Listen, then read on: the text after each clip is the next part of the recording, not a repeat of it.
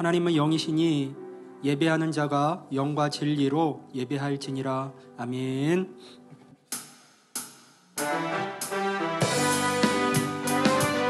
우리 같이 손뼉 치면서 주님을 찬양하기 원합니다.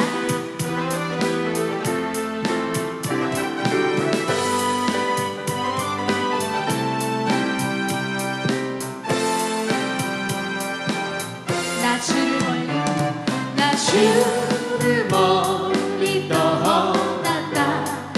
이제 옵니다. 나 죄의 길에 시비 달려 주여 옵니다. 그 귀한 세월 보내고 이제 옵니다. 나 이웃치는 눈물로 주여 옵니다. 나 이제 왔으니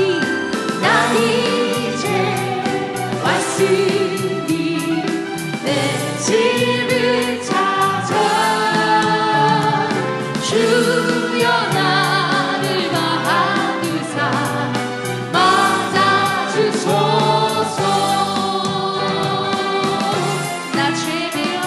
나 죄에 매여 고달파 이제 옵니다.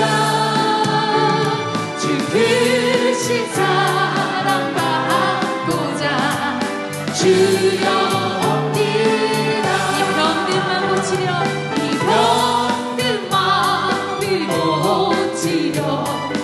이제 옵니다. 그 힘과 소망 바라고 주여 옵니다. 나 이제 왔으니 내 집을 찾아 주여 나를 받으사 맞아주소서. 오직 길이요 진리요 생명 되신 우리 예수님만이 우리의 소망이심을 고백합니다. 나 바랄 것이 무언가 오직 주 예수 함께 믿음으로 고백합시다.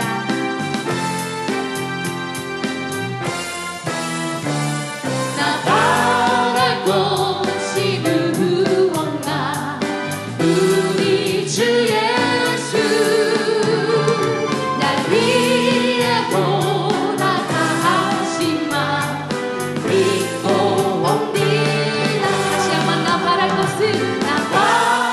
것이 무언가 우리 주 예수 날 위해 돌아가신 마 믿고 옵니다. 나 이제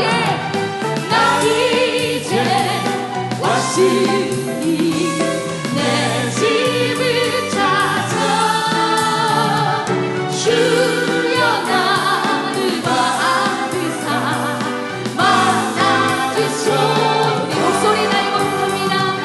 나 이제 왔으니 내 집을 찾아 주여 나를 받으사 맞아주소서. 나 이제 왔으니 내 집을 찾아 주여 나를 받으사 맞아주소서. 항상 탕자와 같이 주님을 떠난 우리를 변함없이 언제나 기다려주시는 주님을 우리 손뼉 치며 주님께 경배하기 원합니다. 하나님 감사합니다. 아멘. 주님의 사랑은 변함이 없습니다. 아멘.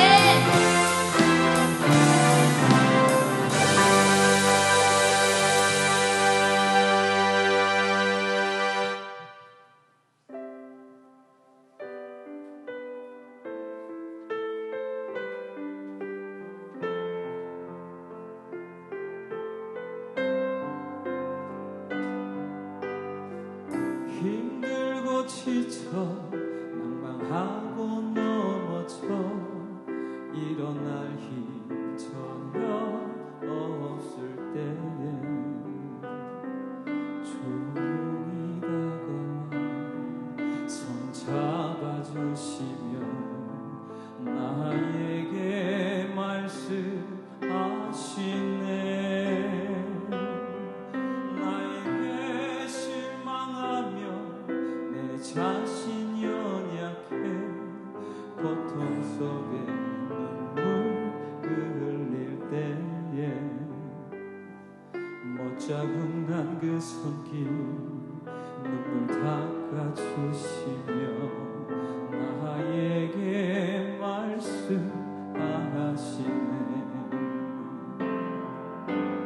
너는 내 아들이라 오늘날 내가 너를 낳았도다.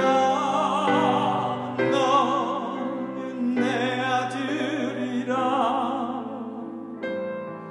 나의 사랑하는 내 아들이라. 함께 고백하겠습니다. 힘들고 지쳐 낭만하고 넘어져 일어날 힘 전혀 없을 때에 조용히 다가와 손 잡아주시며 나에게 말씀하시네. 나에게 실망하며 내 자신 연약해 고통 속에 눈물 흘릴 때에 못자국난 그 손길 눈물 닦아주시며 나에게 말씀하시네. 너는 내 아들이라 오늘날 내가 너를 낳았도다. 너는 내 아들이라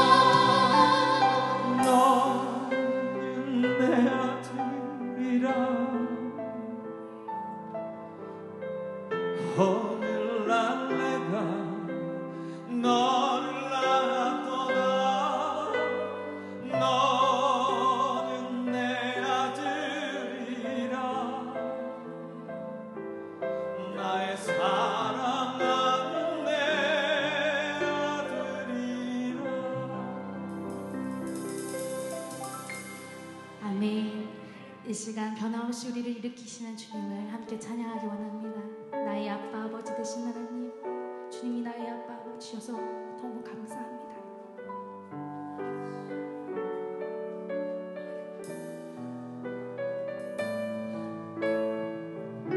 주의 손 날 붙드시는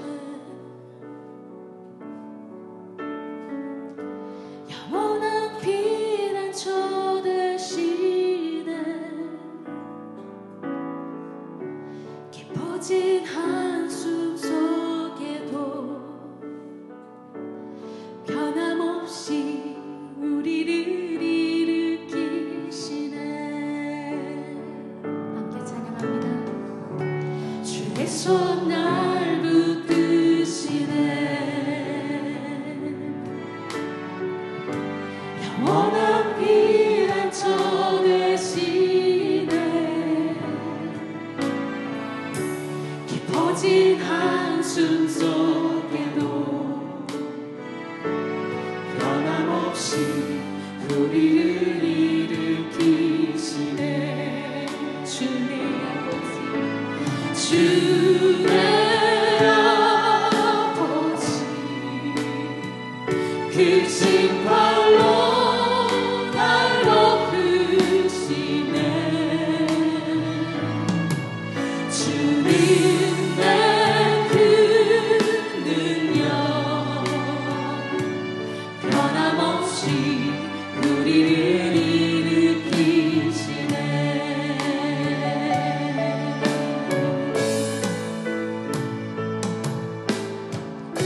주의 손 날 붙드시네 영원한 피난처 되시네 깊어진 한숨 속에도 변함없이 우리를 일으키시네. 주의 아버지 주의 아버지 크신 팔로 날 높이시네. 주님의 그 능력 변함없이 우리를 일으키시네. 주의 손 날 붙드시네 영원한 피난처 되시네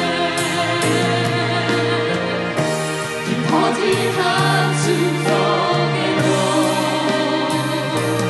변함없이 우리를 일으키시네. 주의 아버지 크신 팔로 날 높이시네. 주님의 그 능력 변함없이 우리를 일으키시네. 주의 아버지 주의 아버지 크신 팔로 날 높이시네. 주님의 그 능력 변함없이 우리를 일으키시네.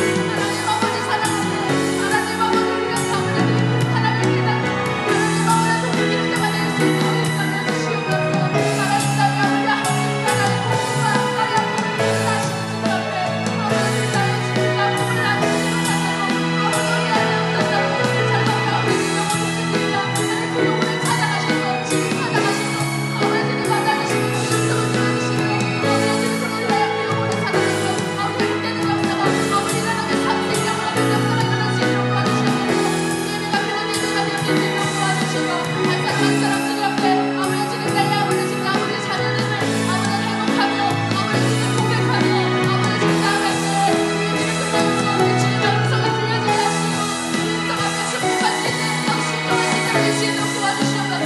어린아이가 그 아버지와 우리의 품에 안겨 있듯이 우리 또 하나님 그런 아버지 품에 안겨 있는 삶을 살아갈 수 있도록 주님과 공유하는 삶을 살 수 있도록 주님과 붙잡아 주시옵소서.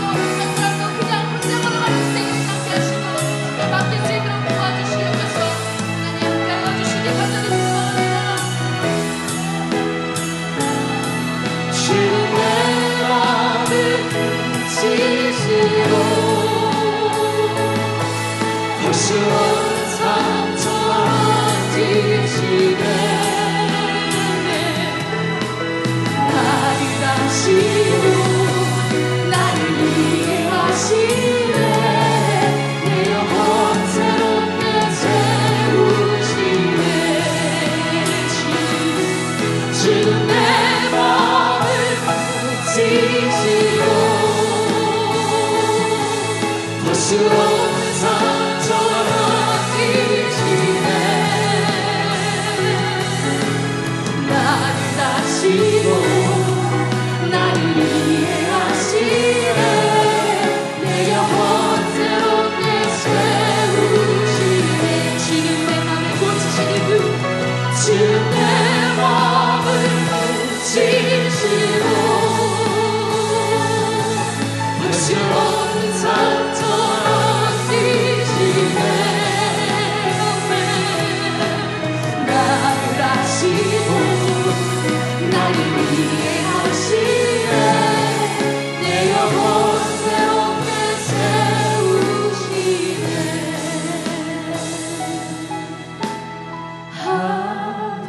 아버지 아버지 나를 안으시고 바라보시는 아버지 아버지 아버지 나를 도우시고 힘주시는 아버지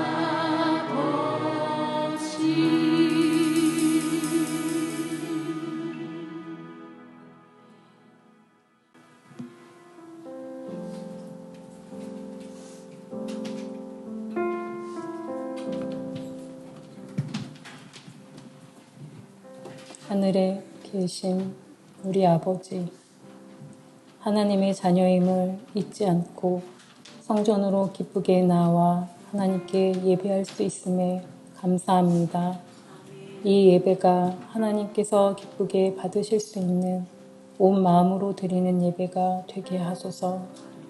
오늘은 어버이 주일입니다. 하나님께서 저희를 사랑하셔서 독생하신 아들을 십자가로 내어주셨듯이 저희도 자녀로 또 부모로 그 사랑 본받아 섬기며 살기를 원합니다. 예수님께서 우리의 본이 되어주셨으니 저희도 부모님을 공경하고 아이들에게 말이 아닌 사랑과 삶으로 본이 되는 삶을 살아가길 소원합니다. 하나님, 이 세계는 홍수와 토네이도와 전쟁, 그리고 여러 모양의 범죄로 아파하고 있습니다. 이러한 때에 믿음의 자녀인 나부터 아파하는 이웃을 돌아보게 하시고 할 수 있는 것으로 나누며 작은 예수의 삶을 살아가게 하옵소서. 이 시간 목사님을 통해 주시는 말씀들을 하나도 흘림없이 마음밭에 심고 가꾸어 우리의 삶을 열매 맺어 기쁨으로 하나님께 영광 돌리길 소원하오며 이 모든 말씀 우리와 항상 함께 하시는 우리 주 예수님의 이름으로 기도합니다. 아멘.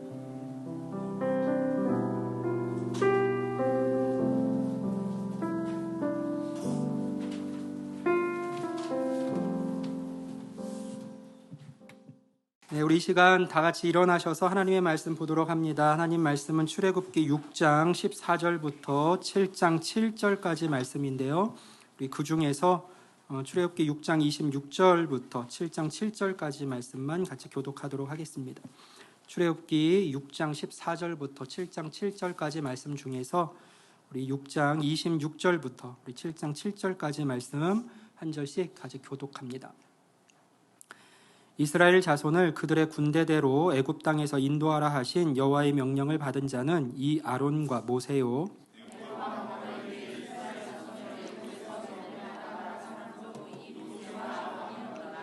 여호와께서 애굽 땅에서 모세에게 말씀하시던 날에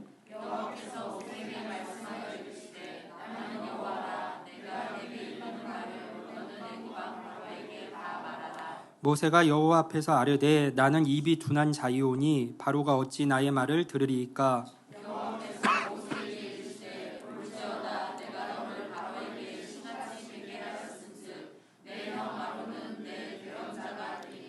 내가 내게 명령한 바를 너는 내 형 아론에게 말하고 그는 바로에게 말하여 그에게 이스라엘 자손을 그 땅에서 내보내게 할지니라.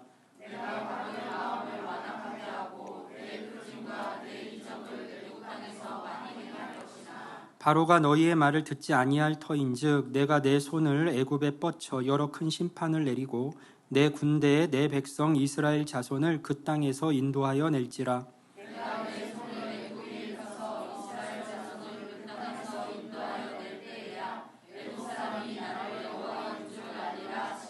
모세와 아론이 여호와께서 자기들에게 명령하신 대로 행하였더라. 그들이 바로에게 말할 때에 모세는 80세였고 아론은 83세였더라. 아멘.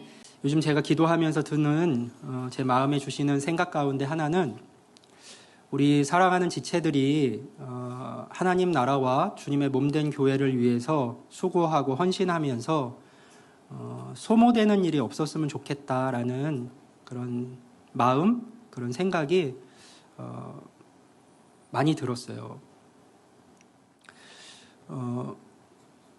성도들이 교회 사역과 또 하나님 나라 일들로 인해서 소모될 수 있겠다.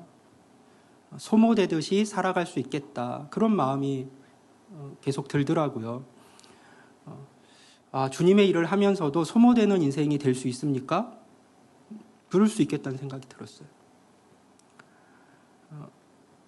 하나님께서 우리에게 봉사의 기회를 주시고 주님의 몸된 교회와 하나님 나라를 위해서 살게 하신 이유는 그것을 통해서 하나님의 마음을 배우고 하나님을 사랑하여 예수 그리스도를 닮아가게 하시기 위한 분명한 목적이 있는데요. 그러니까 하나님은 사실 일 자체에는 관심이 없는 분이에요. 그분은 능력이 있으신 분이시고 하고자 하시면 모든 걸 다 하실 수 있는 분이시거든요. 그런데 그 자신의 일에 우리를 계속해서 동참시키신단 말이죠. 그 이유는 일을 되게 하시기 위해서가 아니라 그 일을 통해서 우리를 자라게 하시고 예수님 닮아가게 하시고 하나님 본받게 하시고 그 과정 속에서 하나님이 어떤 분이신지를 알아서 그 안에 거하고 평강을 누리는 삶을 살게 하시기 위함인데 많은 성도들이 그 하나님의 목적은 놓쳐버리고 일만 하다 보니까요. 비록 사역이라는 표현을 우리가 쓰지만 일만 하다 보니까 결국 지쳐버리고 목표를 상실해버린 자신의 삶과 시간을 그저 소비하는 그런 자리에 있을 수 있겠다라는 생각이 요즘 계속해서 들었어요. 저는 여러분들이 이런 교회 사역과 하나님 나라의 일로 인해 삶이 소모되기를 원치 않습니다.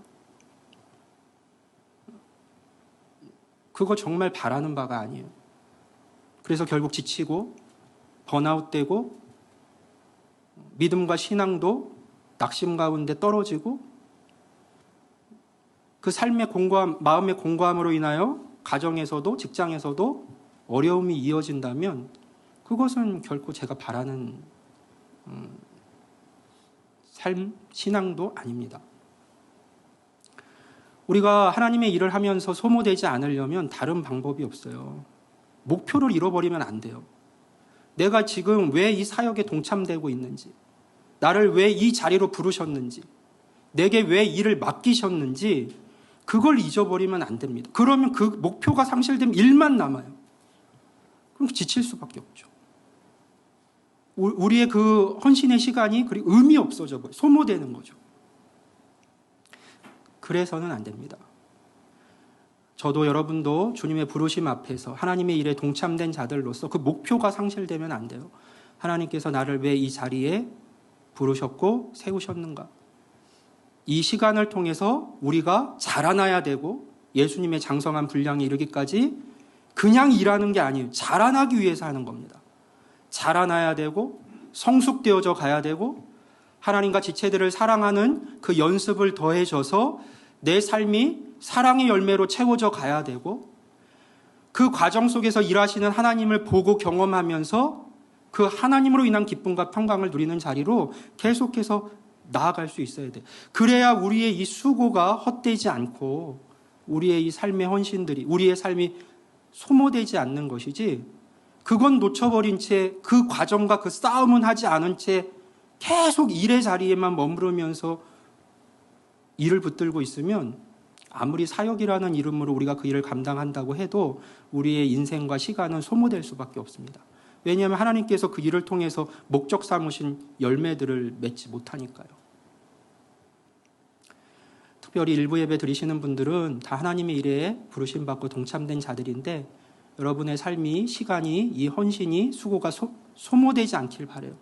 단순히 꼭 왜 이 자리로 부르셨는지, 왜 일을 맡기셨는지, 내가 왜 일에 동참되어 있는지를 기억하셔서 더 하나님을 알아가시는 일에, 하나님의 마음을 배우는 일에, 예수님의 그 장성한 분량에까지 다다르는 그 일에, 더 뜨겁게 사랑하는 일에 마음을 쓰시고 기도하시고 깨어서 그 길을 걸어가셔서 소모되는 신앙, 소모되는 삶이 아니라 하나님을 배워가고 열매 맺는 신앙들로 주님 주시는 기쁨을 누리는 그 자리로 우리 모두가 다 나아갈 수 있게 되기를 주님의 이름으로 축복합니다. 아멘. 꼭 그렇게 목표를 잊지 마시고 소모되는 삶이 아니라 열매 맺는 삶으로 자꾸 나아가실 수 있길 바라요. 모세가 바로에게 하나님의 말씀을 전하자 애굽의 왕 바로는 이스라엘 자손을 더욱 학대하기 시작했습니다. 바로에게 있어서 이스라엘 자손은 하나님의 백성이 아니라 자신의 백성이었고 하나님이 아니라 자신을 섬기며 예배해야 하는 자들이었어요. 이스라엘 자손에 대해서 더 강력해진 학대와 그 일로 인해 이스라엘 사람들이 도리어 모세와 아론을 원망하게 되자 그 일로 인해 모세는 크게 낙심했습니다. 낙담했죠. 자신이 나섰을 때 상황이 그래도 조금이라도 나아져야 하는데 반대로도 나빠졌으니 모세는 바로에게 다시 가기도 싫었고 이스라엘 자손에게도 당당할 수가 없었습니다. 그러자 모세의 마음에도요, 하나님에 대한 그 불편함이 올라왔습니다. 이 지경이 될 때까지 도대체 하나님은 뭘 하고 계셨던 것일까요? 겨우 이런 결과를 또 이런 망신을 나에게 주려고 나를 이곳에 보내신 것일까요? 모세는 자신의 그 답답한 심정을 하나님께 토로했습니다. 그러자 하나님은 나는 여호와이니라 하시면서 자신의 이름을 부르게 하셨습니다. 하나님이 어떤 분이신지 그 이름을 부르는 게 어떤 의미인지를 생각하게 하신 것이죠. 그러니 낙심하지 말라는 겁니다. 하나님은 이스라엘 자손을 반드시 애굽에서 건져낼 것이고 아브라함과 이삭과 야곱에게 주리라 맹세하신 땅에 들어가게 할 것이다라고 다시 말씀해 주셨습니다. 그리고 그 말을 이스라엘 자손들에게 전하라고 하셨습니다. 이번에는 이스라엘 자손들이 모세의 말을 들어줄까요? 모세는 힘을 내서 다시 이스라엘 자손 앞에 섰지만 이스라엘 사람들은 더 이상 모세의 말을 듣고자 하지 않았습니다. 가혹한 노역으로 인해 지치고 그 마음이 상해 있었기 때문이에요. 그들의 마음은 이제 모세에게서 완전히 돌아서 버렸습니다. 하나님은 그런 모세를 또 격려하시면서 다시 바로 앞에 서라고 말씀을 하셨습니다. 내 백성을 보내라는 그 하나님의 말씀을 전하라고 하셨습니다. 그런데 이제는 모세도 진짜 바로에게 가기가 싫었습니다. 뻔히 이럴 것 같아서 안 온다고 했는데 하나님이 왜 이렇게 나를 끊임없이 계속해서 괴롭히는지 모르겠습니다. 모세는 결국 하나님 앞에서 또다시 핑계를 댑니다. 출애굽기 6장 12절 말씀인데요. 모세가 여호와 앞에 아뢰어 이르되 이스라엘 자손도 내 말을 듣지 아니하였거든 바로가 어찌 듣겠습니까? 나는 입이 둔한 자입니다. 모세의 계속되는 이러한 반응이 참 답답하기도 하고 되어진 상황을 생각하면 한편으로 이해가 가기도 합니다. 분명한 것은 지금 모세에게 결여되어 있는 것이 부족한 것이 하나 있다는 것이죠. 바로 여호와 하나님에 대한 믿음이고 그분의 약속에 대한 신뢰가 아직 모세의 심정 가운데 충분히 채워져 있지가 못했습니다. 이어지는 출애굽기 6장 13절은 이렇게 되어 있는데요. 우리 같이 한번 읽어볼까요? 시작.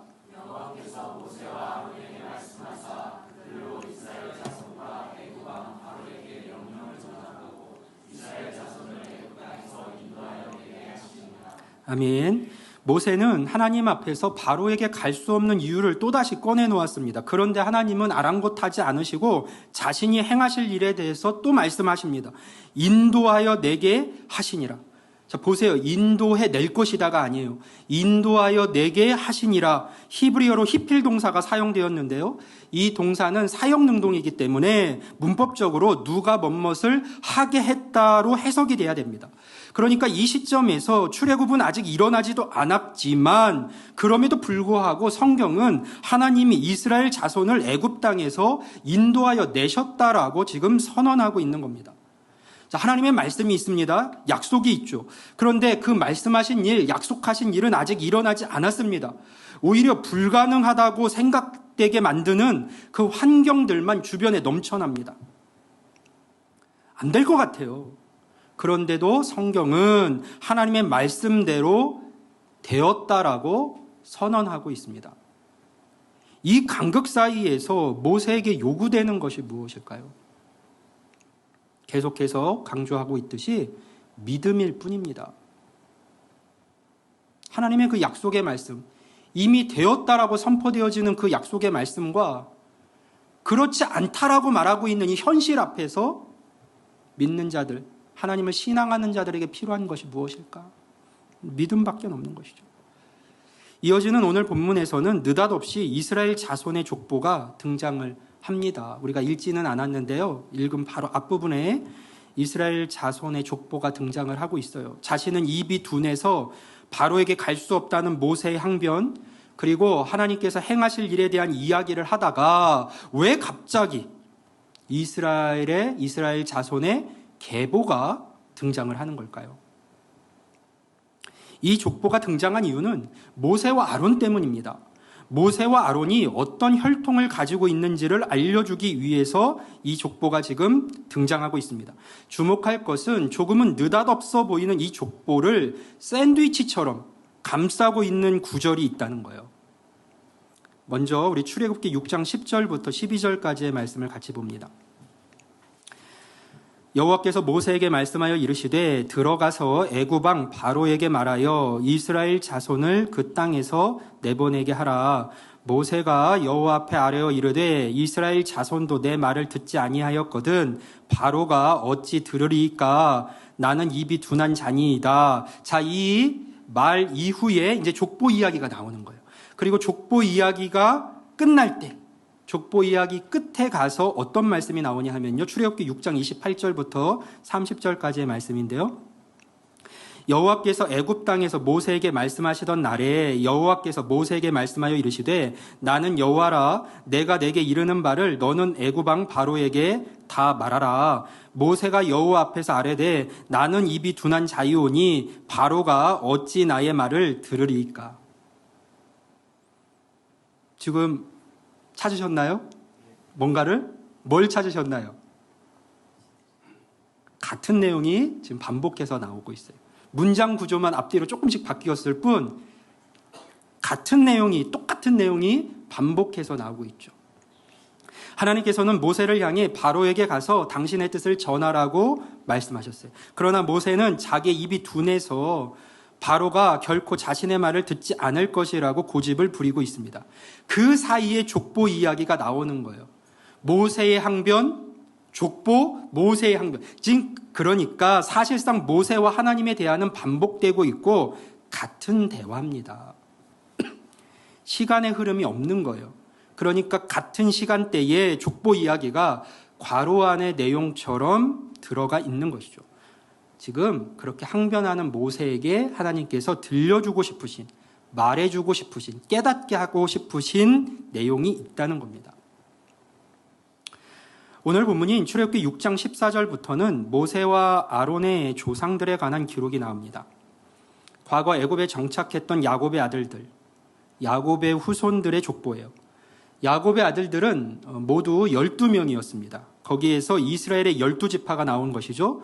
출생한 순서대로 나열하면 루벤, 시므온, 레위, 유다, 일단 거기까지는 좀 생각하시면 좋습니다. 그리고 나머지 단, 납달리, 갓, 아셀, 이사갈, 스볼론, 요셉, 베냐민이에요.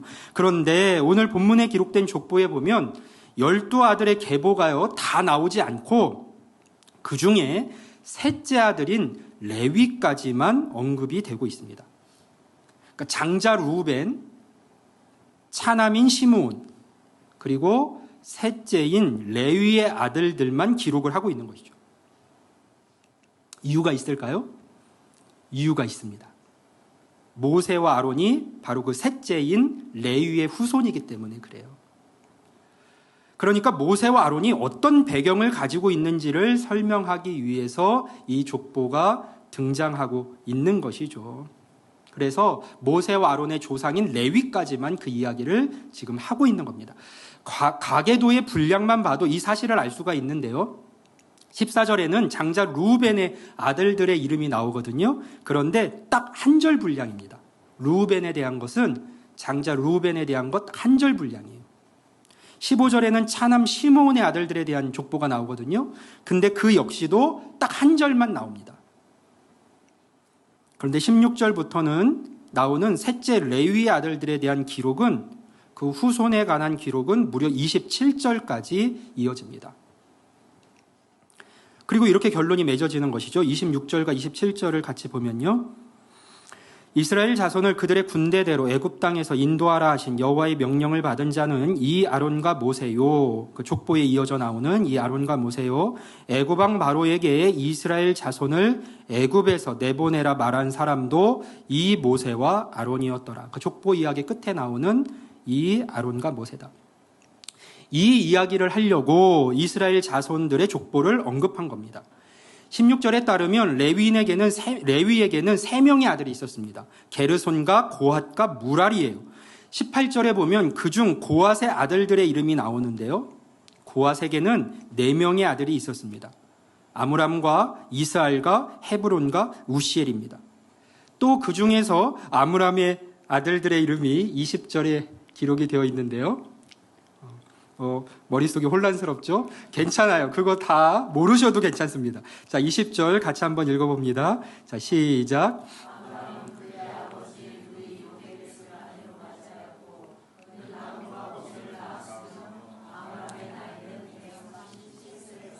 아멘. 자, 이것만 알면 돼요. 즉, 레위의 후손 중에 아므람이 아론과 모세의 아버지인 것이죠. 그리고 아론과 모세의 어머니 이름은 요게벳이다라는 사실을 우리가 알 수 있습니다.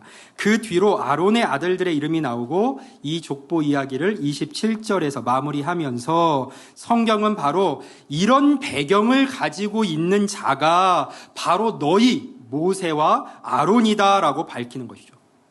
그럼 우리에게 이제 질문이 생깁니다. 그게 뭐 어쨌다는 겁니까? 라는 질문이 나오죠. 모세의 계속되는 변명과 지금 하나님 앞에서 나는 못하겠다라고 계속해서 말하고 있는 그 모세의 변명과 항변과 그의 선조들의 그 족보가 무슨 상관이 있는가? 그런 질문이 우리에게 떠오릅니다. 그런데 상관이 있다는 거예요. 성경은 지금 모세에게 그리고 우리에게 그들이 어떤 자들이었는지를 한번 따져보고 생각해 보라는 겁니다. 그걸 요구하고 있는 거예요. 지금 모세에게는 너희들의 조상이 어떤 자들이었는지, 네가 어떤 조상들의 후예인지를 생각해봐라. 이걸 말하는 거고 우리에게는 그들이 어떤 자들이었는지를 한번 따져보라는 겁니다. 자, 루벤이 어떤 사람입니까? 지금 하나님께서 언급하신 장자, 야곱의 장자 루벤 어떤 사람이에요? 장자 루벤은요, 아버지 야곱의 철을 범한 사람이에요. 야곱에게는 4명의 아내가 있었죠. 외삼촌 라반의 딸들이었던 레아와 라헬, 그리고 그녀들의 몸종이었던 실바와 빌합니다. 야곱의 12아들은 그 4명의 아내를 통해서 출생한 자들이에요. 루벤은 첫째 아내인 레아에게서 난 자입니다. 그런데 장자인 루벤이 작은 엄마인 라헬이 죽자 그녀의 몸종이었고 아버지의 아내였던 비라를 범합니다. 창세기 35장 22절에서는 이 사건을 이렇게 기록하고 있어요. 이스라엘이 그 땅에 거주할 때, 이스라엘은 야곱을 얘기하는 거예요.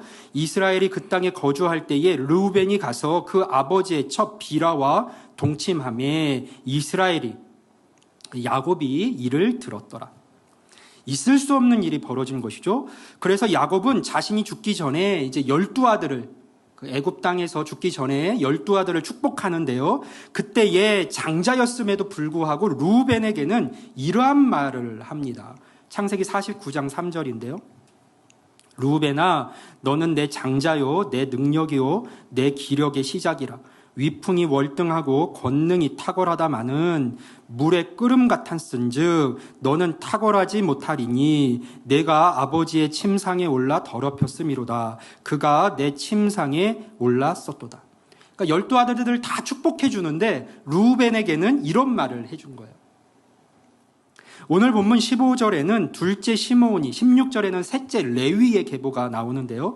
그들을 향한 야곱의 축복은 이랬습니다. 창세기 49장 5절부터 우리 7절까지의 말씀을 우리 세번역 성경으로 봅니다.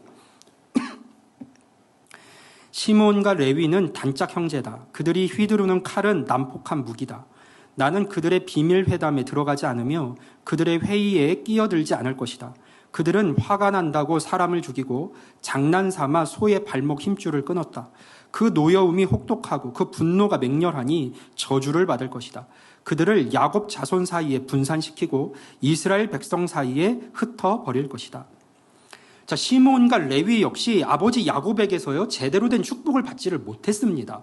오히려 저주를 받을 것이라고 했죠. 그들의 칼을 일컬어서 폭력의 도구라고 아버지 야곱은 말했어요. 그들에게는 어떤 일이 있었던 걸까요?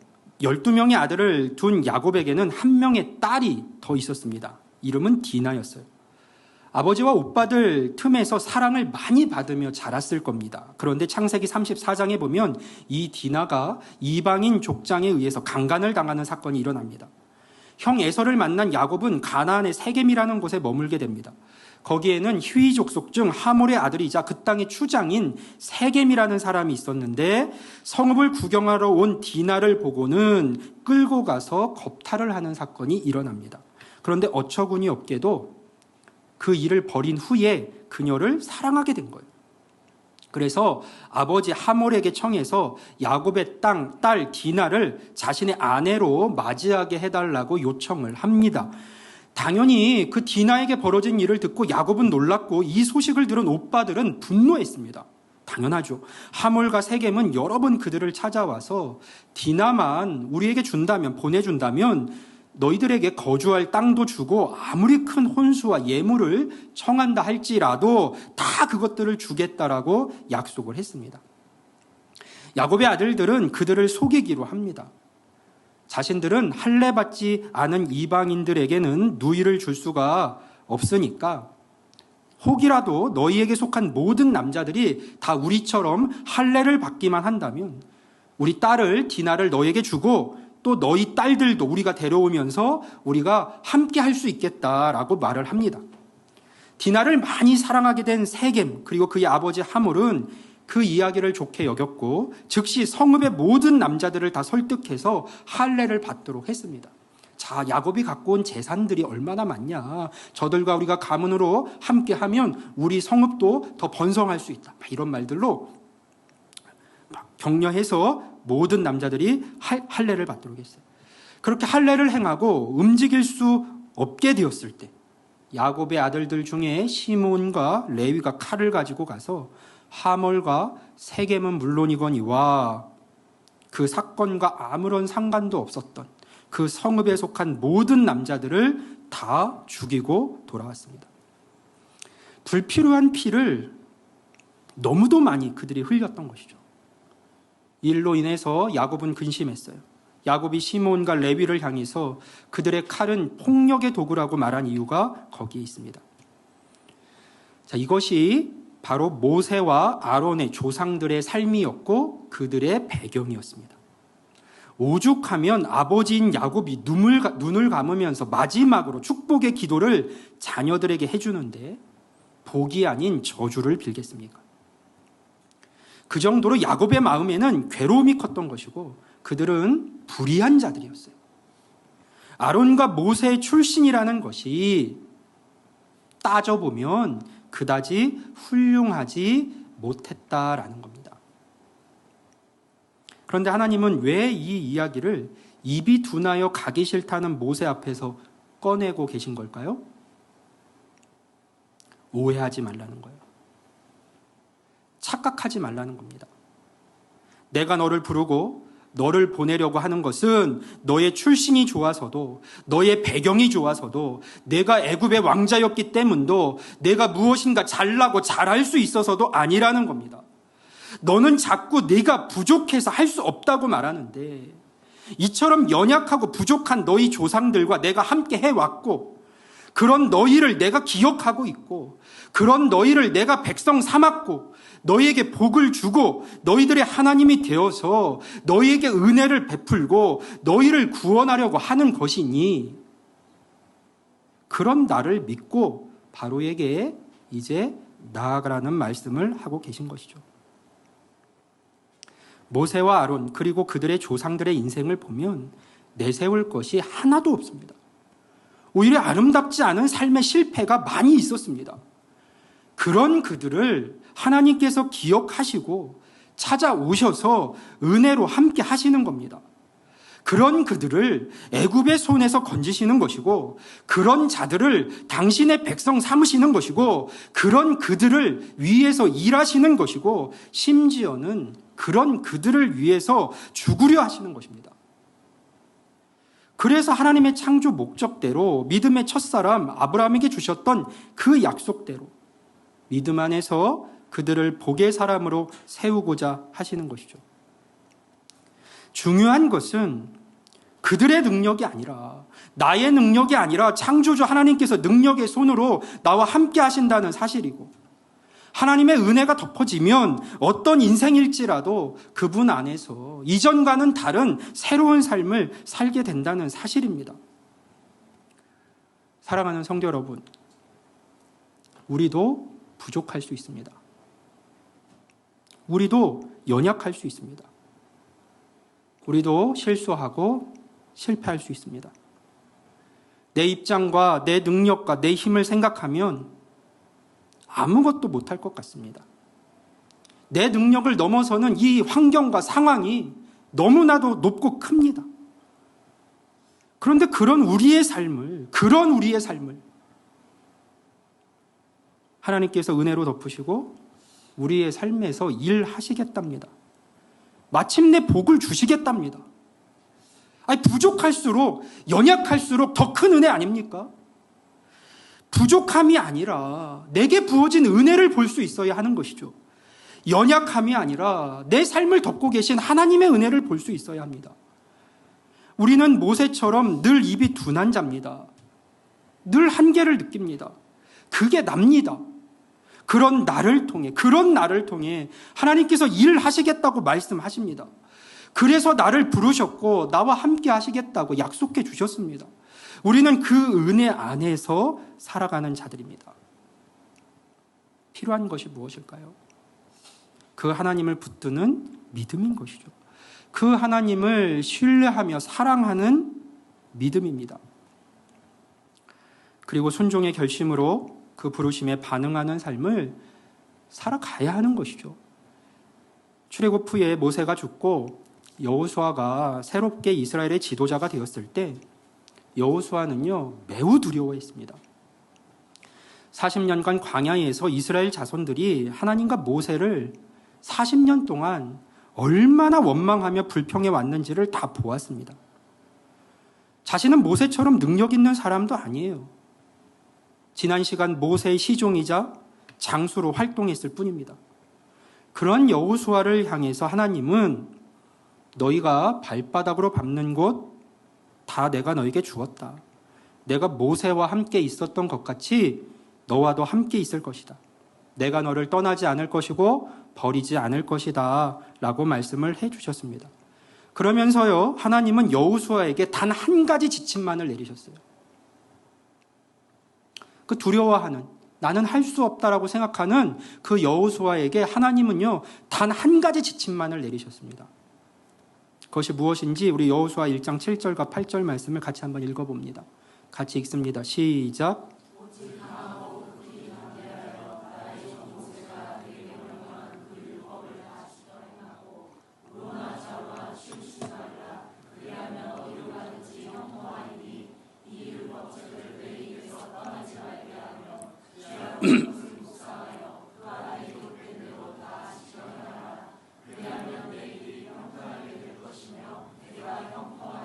아멘. 무엇을 말씀해 주셨습니까?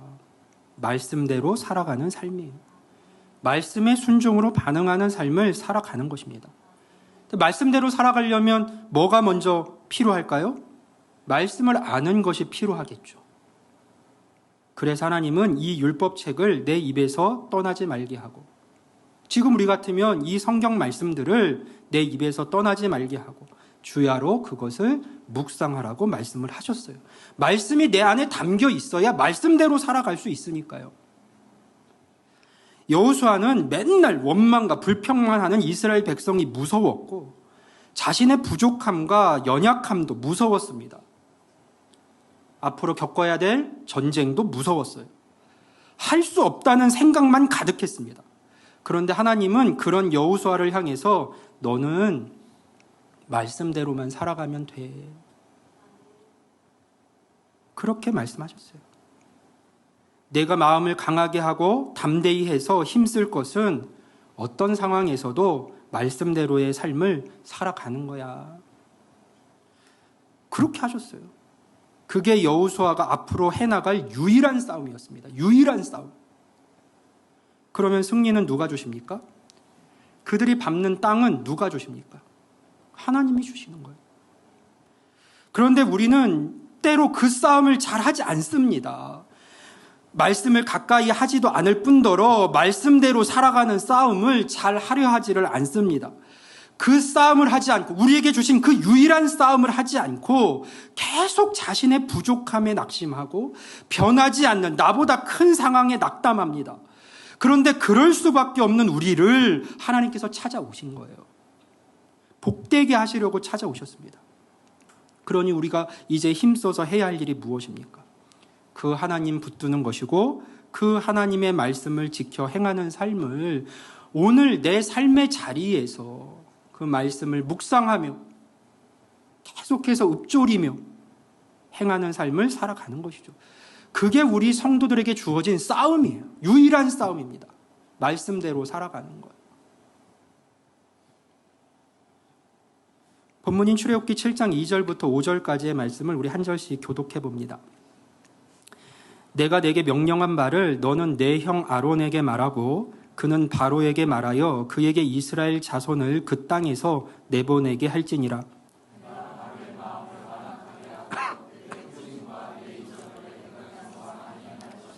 바로가 너희의 말을 듣지 아니할 터인즉 내가 내 손을 애굽에 뻗쳐 여러 큰 심판을 내리고 내 군대 내 백성 이스라엘 자손을 그 땅에서 인도하여 낼지라.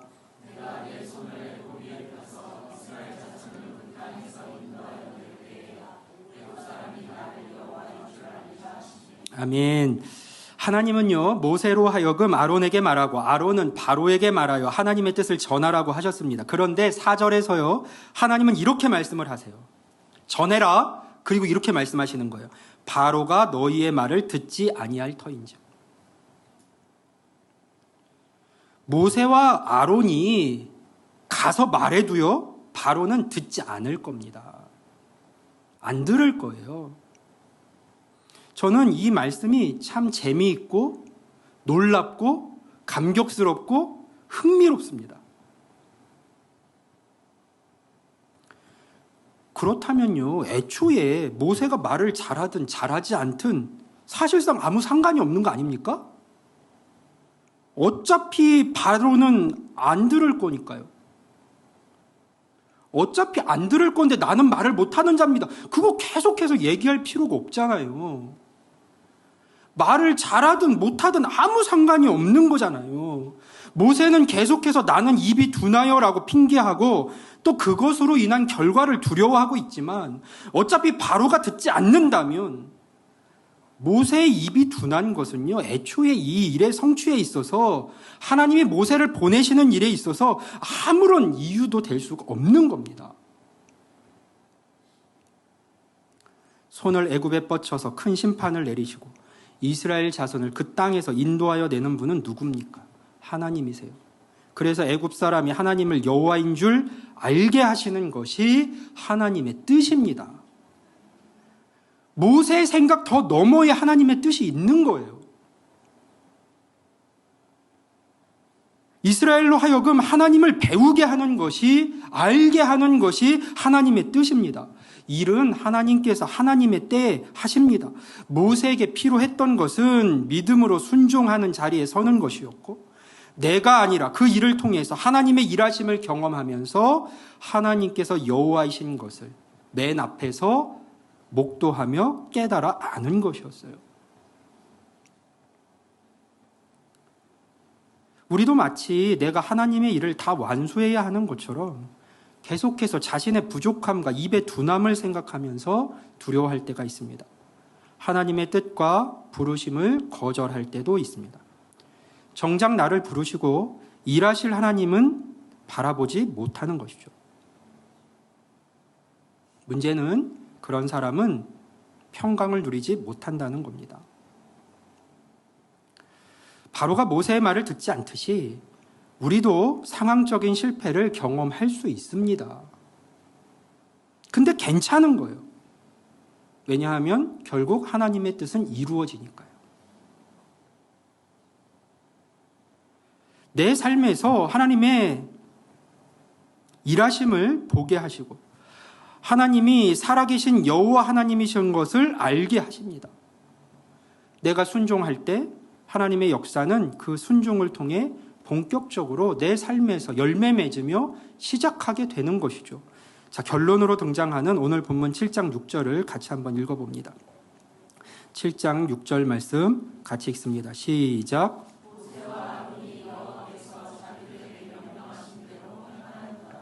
아멘. 드디어 이제 모세와 아론이 하나님의 말씀에 힘써 순종합니다. 이후로는 계속해서 그 길을 걸어가요. 그리고 이어지는 8절부터 하나님의 계획된 역사도 드디어 일어나기 시작합니다. 이제 그들은 하나님의 약속대로 하나님의 여호와 하나님이신 것을 알게 될 겁니다. 여호와께서 자기들에게 명령하신 대로 행하였더라. 우리도 결국 여기까지 가야 하는 것이죠. 하나님 앞에서 우리의 약점은 더 이상 약점이 아닙니다. 실패까지도 하나님은 다 알고 계세요. 오히려 그 약점과 연약함이 하나님의 크신 능력을 더욱 나타낼 겁니다.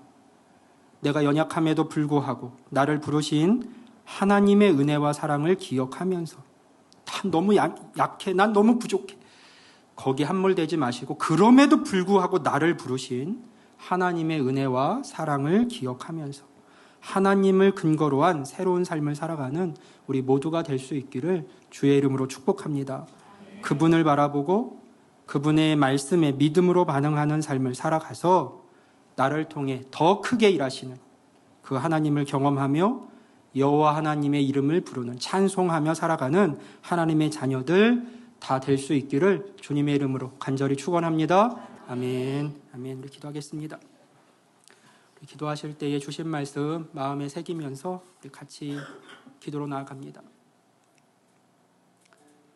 하나님은 저와 여러분이 하나님의 나라를 위해서 주님의 몸된 교회를 위해서 소모되기를 원치 않으세요. 하나님은 그 부르심을 통해서 우리 삶에 주고자 하시는 은혜와 복이 있습니다. 그것이 단순히 우리에게 일이 아니라 하나님을 발견하고 하나님을 만나고 하나님을 경험하고 하나님이 여호와이신 것을 알고 그래서 하나님을 사랑하며 하나님을 본받고 예수 그리스도의 장성한 분량에 이르기까지 자라나는 그 열매를 맺게 하고자 하십니다. 그 목적이 상실되면 안 돼요. 그럼 우리의 시간이 소모됩니다. 하나님, 내 삶이 소모되기보다 복되기를 원하시는 주님 앞에 우리가 다시 한번 나아갑니다. 주님 바라보며 나아갑니다. 저 많이 약하고 부족하고 또 내 삶의 환경은 이렇게 크고 어렵지만 그럼에도 불구하고 그래서 나를 찾아오시고 부르시고 그래도 일하고 계신 그 하나님 바라보며 오늘 내가 붙들 그 말씀 앞으로 나아갑니다. 말씀하시고 믿음으로 살아내서 그 말씀을 주신 하나님의 뜻을 이루며 남은 인생 살아가게 해주십시오. 같이 한번 고백하며 우리 기도함으로 나아갑니다. 기도하겠습니다.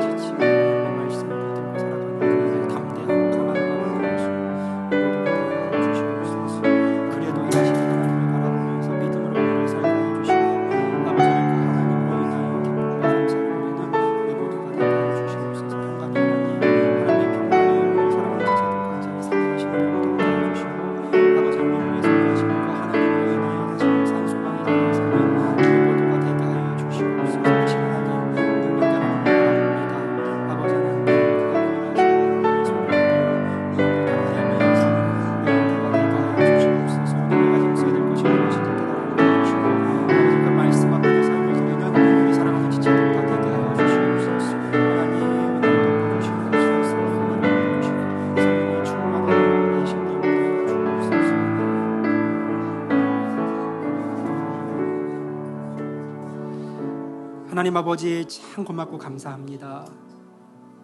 죄 아래에서 어떤 삶을 살아도 허무하고 소모되는 인생을 살 수밖에 없었던 우리들이었는데 우리의 인생을 복되게 하시고 생명 주시기 위해서 사랑하는 아들 예수님 보내주시고 하나님을 아버지라 부르며 하늘아버지 부르는 그 이름 안에서 그 참된 관계 속에서 새로운 삶을 살아가게 하신 것 고맙고 감사합니다. 아버지 하나님, 하나님께서 우리를 부르시고 하나님 나라와 주님의 몸된 교회와 말씀 앞에 서게 하신 그 이유와 뜻이 있음을 늘 기억하게 해주시고 그냥 일하는 사람들이 아니라 그 삶 속에서 하나님의 뜻을 발견해 나가는 사람들 되게 하셔서 하나님을 본받고 예수 그리스도의 장성한 분량에 이르러 가는 그 싸움을 이 믿음의 길 가운데 계속해서 해나가는 우리가 되게 하여 주시고 아버지 하나님, 우리에게 허락된 그 지침 하나님께서 바라시는 거 하나는 강하고 담대한 마음 품고 우리를 복되게 하시기 위한 하나님의 그 생명의 말씀 붙들고 살아가는 것임을 오늘 다시금 마음 가운데 깨닫게 해주셔서 내가 어떠하든지 어떤 연약한 가운데 있든지 어떤 부족함과 실패 가운데 있든지 어떤 환경 가운데 눌려 있든지 간에 그래도 일하고 계시는 그 하나님 바라보며 믿음으로 하나님의 열매를 맺으며 살아가는 하나님의 자녀들 다 되게 하여 주옵소서. 삶의 자료로 돌아갑니다. 그래도 일하시는 하나님 붙들고 삶의 자료로 돌아가게 해주시고 비록 아버지 하나님 우리의 상황과 환경은 바뀐 것 없을지라도 오늘 이 시간 성령님 안에서 우리의 모든 이들의 마음이 새로워지게 해주셔서 내가 아니라 하나님 바라보는 그 담대한 믿음 가운데 새로운 소망 붙들고 하나님 보내신 그 삶의 자료로 흩어지는 우리 모두가 되게 하여 주옵소서. 오직 의인은 믿음으로 말미암아 살리라 말씀하셨는데 오늘 함께 예배한 모든 자들이 믿음으로 말미암아 사는 자들이 되게 하여 주시고 믿음의 열매를 맺으며 하나님의 평강과 기쁨을 누리는 복된 인생 살아가는 아들, 딸들 되게 하여 주옵소서. 감사드리옵고 예수 그리스도의 이름으로 축복하며 기도하옵나이다. 아멘. 아멘.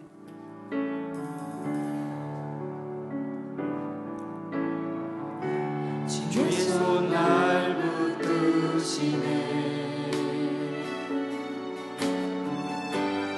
영원한 피난처 되시네. 깊어진 한숨 속에도 변함없이 우리를 일으키시네. 한 번 더 고백합니다. 주의 손 날 붙드시네. 주의 손 날 붙드시네. 영원한 피난처 되시네. 깊어진 한숨 속에도 변함없이 우리를 우리 다 같이 일어나셔서 고백합니다. 주내 아버지, 주내 아버지, 크신 팔로 날 덮으시네. 주는 내 불들려 변함없이 우리를 일으키시네. 한 번 더 고백합니다. 주내 아버지 되십니다. 주내 아버지, 크신 팔로 날 덮으시네. 아멘. 주는 내 큰 능력이 되십니다. 내 큰 능력 변함없이 우리를 일으키시네. 아멘. 기도합니다. 하늘 아버지 되시는 하나님 아버지, 크신 팔로 우리의 삶을 덮어주시고 크신 능력으로 변함없이 우리를 일으켜 세워주시니 참 감사합니다.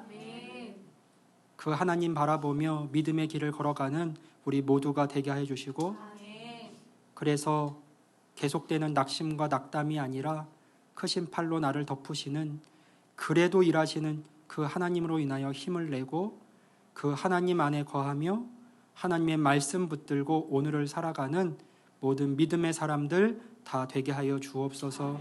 하나님의 크신 은혜를 기억하며 기쁨과 감사로 예배하며 우리에게 주신 것들 하나님께 돌려드리는 믿음의 고백을 우리 모두가 했습니다. 그 귀한 고백들 가운데 주님께서 함께해 주시고 기쁘게 받아주셔서 그 모든 삶을 이른 비와 늦은 비로 덮으시며 채우시되 하나님의 크신 팔로 그 인생의 길을 덮으시며 이끌어 주셔서 하나님께서 왜 우리를 불러 세우셨는지, 우리를 자녀 삼으신 그 사랑이 얼마나 크고 놀라운지를 발견하고 깨달으며 새로운 감사와 주님의 평강으로 남은 삶을 살아가는 하나님의 권속들이 다 되게 하여 주옵소서. 이제는 우리 주 예수 그리스도의 은혜와 아버지 하나님의 무한하신 사랑하심과 성령님의 감동감화 위로 내주하심이 오늘 기쁨으로 감사로 예배하고 무엇보다 주의 말씀 앞에서 그래도 일하시는 하나님 붙들고 말씀에 반응하는 그 믿음의 삶을 살기로 결심하는 모든 믿음의 권속들 머리 위에, 삶 위에, 가정과 직장과 자녀들의 인생 가운데 이제로부터 영원토록 함께 하시기를 간절히 축원하옵나이다. 아멘. 아멘.